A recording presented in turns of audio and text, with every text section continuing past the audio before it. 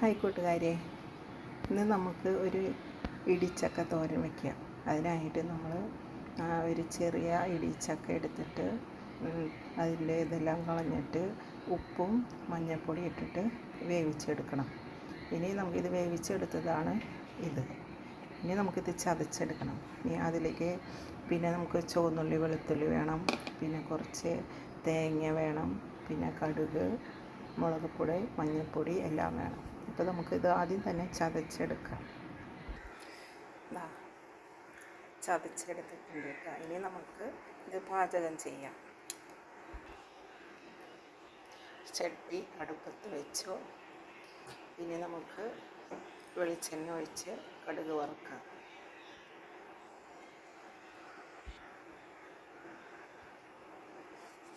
ഈ കടുകിടാം.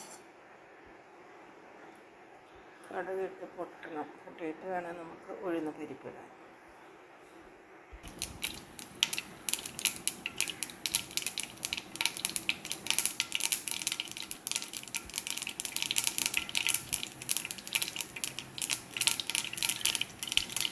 കടുക് പൊട്ടി കഴിഞ്ഞു. ഇനി നമുക്ക് ഉഴുന്ന് പരിപ്പിടാം.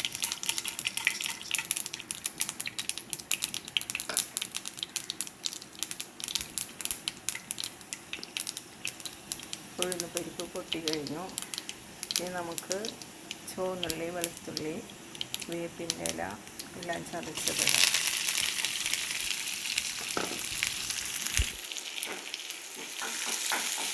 ഇനി നമുക്ക് മുളക് പൊട്ടിച്ചത് അത് ഇട്ടിട്ട് നല്ലോണം വഴറ്റണം. നല്ലോണം മുരിഞ്ഞ് വരുമ്പോൾ നമുക്ക് മുളക് പൊടി, മഞ്ഞൾപ്പൊടി ഇടണം.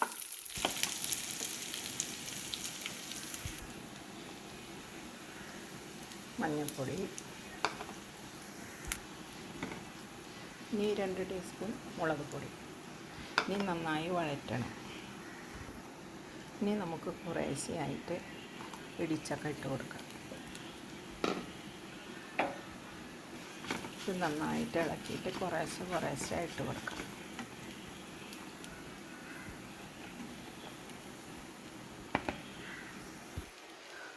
ഉപ്പിട്ട് വേവിച്ചതാണ്, എന്നാലും നമുക്ക് കുറച്ചുകൂടെ ഇട്ടിട്ട് കൊടുക്കാം.